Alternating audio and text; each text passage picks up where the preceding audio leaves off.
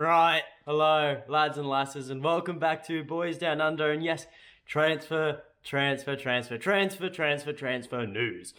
We have got two of the most recent transfer links to Celtic today to cover in this video because legitimately there is nothing else to talk about Celtic except for, a bit of international news, and I'm sure you guys really don't care for that. Or if you do, I guess you should probably let me know in the comments because I have no clue. But yeah, you guys seem to enjoy the transfer news, so that's what we're going to cover today. Before we go any further though, if you guys are enjoying the channel, enjoying the off-season content, leave a like, subscribe to the channel, try and hit 3,000 subscribers before Ange Ball returns, so 50 more subscribers.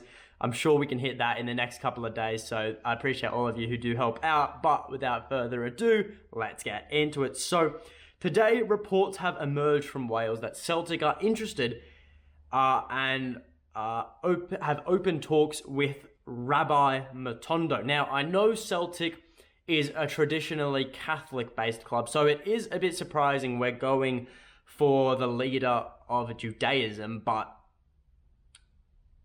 Oh, sorry, that was terrible. That was really bad. I thought of that on the train home, and I just had to include it, but I just know how terrible it is, but hopefully it brought a smile to your face, because it was terrible, but... some of the worst dad jokes are some of the best. Don't click off the video. I'll get back to the transfer news. So, Rabbi Matondo, Welsh winger, currently contracted to Schalke, but has played the last season on loan at Cercle Bruges in Belgium, where his stock has significantly increased. 26 games in the Belgian First Division, also known as the Jupiler Pro League, not to be mistaken for the Jupiter Pro League, which takes place on another planet. 9 goals and 2 assists in those 26 games. Not bad for a team that finished 10th on the ladder. But even after such an impressive season, Schalke have agreed to sell him, and they believe a sizable profit is coming their way. Now, there is an issue. Rangers have also been reportedly in talks with Schalke over a permanent transfer. And is that a red flag? Sort of. Because it could be absolute codswallop that Celtic are interested in bringing Rabbi Matondo to the club, and the agent could just be using Celtic's stature as a platform, and vice versa for Rangers. So, but there is no denying that he is a very, very talented player. Matondo has had ability from the get-go. From the beginning, he's been in Manchester City's academy for many years before making that move to Schalke, where he's been on loan for a couple of years. But he would be coming to Celtic as a real threat heading into a Champions League campaign. He has speed like Dyson Maeda. He has a cut-in that reminds me of Jota's off the left flank.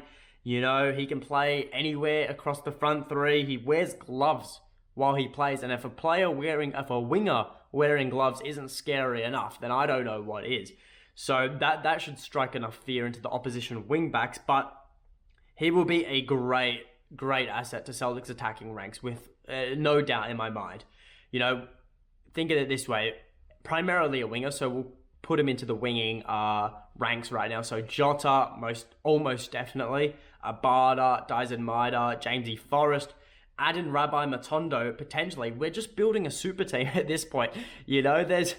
I really struggle to see how any other team in the Scottish Premiership is going to be able to compete with Celtic next year. I really struggle to see it, if we are bringing in players of this quality.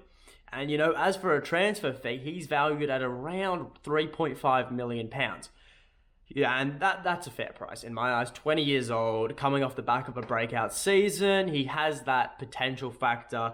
His buyout clause for Cercle Bruges was actually £3.5 million, which they failed to exercise. So that might be all it takes for Schalke to hand him over. Now, yet again, it's all very speculative at this point. The Celtic might be in the race for him. That is what the reports are saying, and that is what I'm relaying to you guys. But, certainly, without a doubt, keep an eye on any developments. That's what I'm going to do, because this is a very exciting potential transfer. I think this is one of the best players Celtic have been linked to this whole off-season. I wouldn't put Jota and Carter Vickers in that because, we've been linked with signing them permanently since last November. So, but in terms of new rumours this off-season, I think he's the most talented and the most exciting one yet. So hopefully this goes through, and we'll have to wait and see what happens in the coming days. But fingers crossed something does happen. Now, elsewhere on the Celtic transfer front is that Celtic are interested in bringing in another goalkeeper to the club with Barkas' departure. Now, the lad being reported is none other than Dundee United former Dundee United goalkeeper Ben Siegrist. I didn't even know he had left Dundee United. I'll be real, I thought he was contracted there for another good 3-4 years. Turns out he had just finished his 4-year contract and he's left the club as a free agent. Now, I don't need to tell you guys much about him because we all have seen him play. We've all seen him play against Celtic, you know. He can have, you know, a couple nightmares. You know, the game where we won 3-0, I believe it was, at Tannadice. He had a bit of a stinker. But in the other games we've played this season, he's been a relatively decent shot stopper against Celtic. And in the Premiership this season, you know, he was one of the best performing goalkeepers, without a doubt. And look, it's a tough one. I don't see why we would buy another goalkeeper. Now, the key word there is buy, you know. Joe Hart, easily the number one option. Scott Bain, the backup. Toby Oluwayemi right now is the third choice. And yeah, look, the only player I'd get rid of in that list is Scott Bain. I feel we can do a lot better for a backup than Scott Bain. But he just recently signed a contract extension, which a lot of you may have forgotten about. Last year around the time, just before Christmas, I believe it was, he signed a 2-year deal, 2-year extension. Might have been a 1-year extension, not sure, but he definitely signed a contract extension. So obviously, you know, Ange is confident in his ability, otherwise he wouldn't have kept him here. But I guess with Siegrist, it just sort of adds up, you know. He's a free agent. He'll cost nothing to bring to this club. So I certainly do see the appeal, you know. I think bringing him in, I think he is certainly, if he comes in, he will certainly, without a doubt, be the backup to Joe Hart.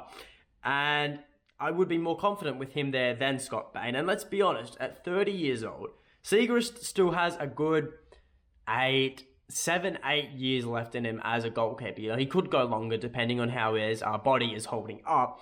But the opportunity to come to a club that wins trophies, to come to a club that has Champions League football, to come to a club that guarantees results, you know, put some competition on Joe Hart for that number one spot, enjoy his football. I think it's a sensible move for all parties involved because he won't cost a lot in terms of wages. He'll cost nothing to sign, and it's just adding another quality goalkeeper to our ranks. You know, I was at first I thought it was overkill, but I thought about it a bit more, and it just makes sense. You know, looking back on Scott Bain's old performances, I really don't want him as our backup now that I think about it. So yeah, I think bring Siegrist in without a doubt. You know, he's been linked to a move down south in England, but we got to remember, football players are people as well. They've got families to account for, houses to, you know, live in. And he could just stay living in Scotland because he's been here the last 4 years. You know, it wouldn't be too hard. He might have to relocate because Dundee, I believe, is around an hour and a half drive from Dundee to Glasgow. I think that's around. So he may have to relocate a little bit, but it'd be hell of a lot easier than going all the way down to England. You know, but that's just my take on it. I do believe that is a sensible move for all parties involved. Yet again, like the Rabbi Matondo deal, keep your eyes out on this. Keep just looking out because obviously nothing is concrete yet. It could just be, you know, the Daily Record and the Daily Mail and the Sun and, you know, everyone else, all the other tabloids just, you know, linking any player to Celtic. It could be one of those, but it could be genuine. Who knows? We'll have to wait and see. But that is all from me. It rhymes. How good is that? Leave a like, subscribe to the channel, leave in the comments below your thoughts on us signing the Rabbi himself, and also your thoughts on signing Ben Siegrist to the club. And until next time, hail, hail.